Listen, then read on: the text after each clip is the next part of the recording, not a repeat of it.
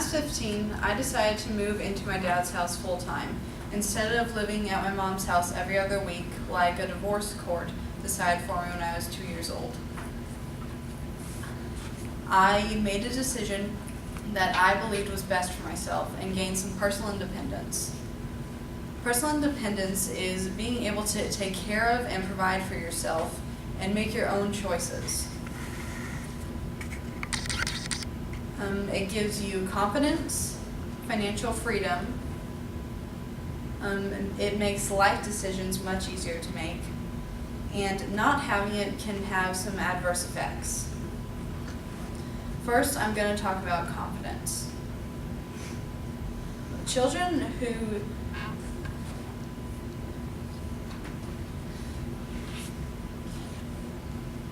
even when we're children, we want to be able to do things on our own. When we get a new skill, we are confident in it, we want to show it off, and we want to do it more. And the same thing happens with adults. We just want to be able to do things without other people's help. And also, it works both ways.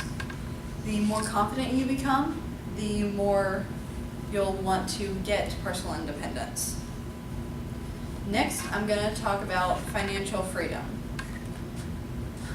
Part of being independent for adults is being able to support yourself and being able to use your money however you see fit, instead of having to make some benefactor happy. Now, being in debt to someone, it gives them a certain amount of control over you.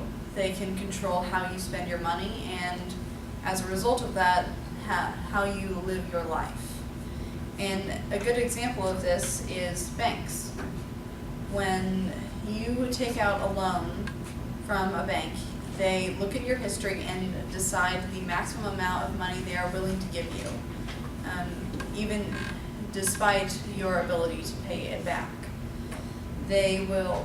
This gives them an amount, gives them control over your financial situation, and they will keep that control over your situation until you pay it back. Now, and also freedom of money teaches people responsibility with money. Whether they are responsible with it from the start, or they have to make a few mistakes first, they do learn that responsibility. And without the ability to make those mistakes, they'll never learn from them. Next, I'm going to talk about life decisions. Being independent makes life decisions much easier to make because no one else is influencing them. Religion is one thing that most people grow up copying their parents on. But when they become independent of them, they are able to choose and act on what they believe is right.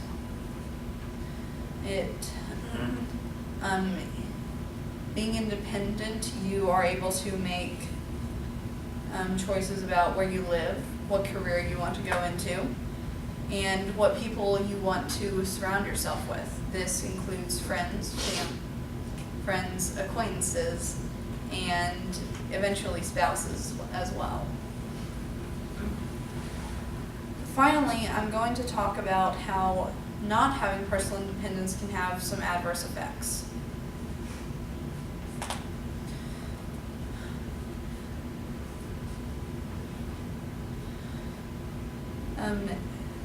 Not being independent can make it difficult for people to have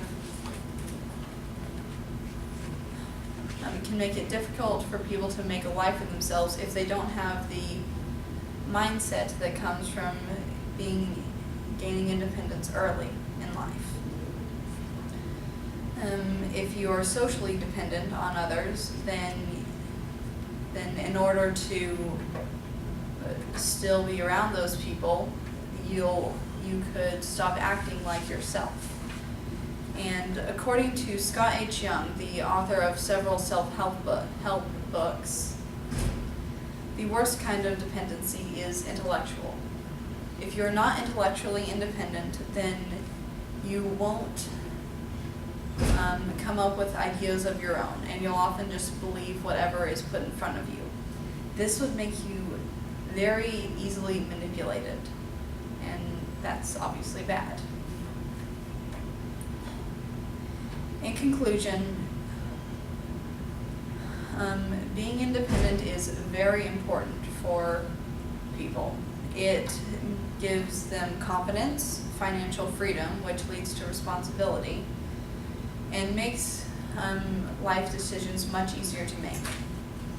And not being independent can have some very bad effects on your life. I hope that each of you will encourage personal independence in your own lives and in the lives of people around you.